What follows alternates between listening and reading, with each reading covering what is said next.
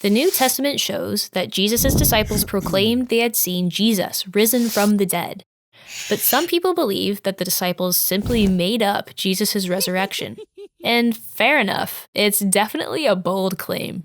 However, there are a few good reasons why the disciples would not have fabricated a story about Jesus' resurrection.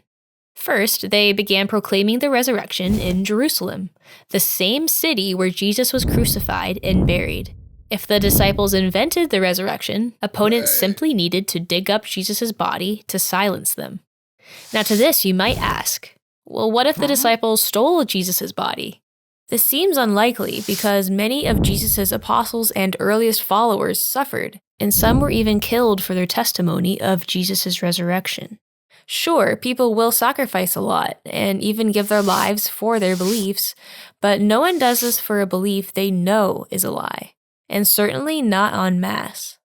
Also, it's unlikely that the disciples just made up Jesus' resurrection because they shared details that would embarrass and discredit them. In the Gospels, the apostles often appear clueless to Jesus' teaching and mission, and were portrayed as cowards.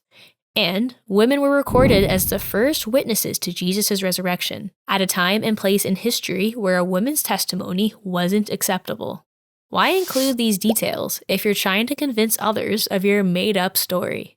For these reasons, the best explanation for what the disciples experienced seems to be that they really did encounter Jesus risen from the dead.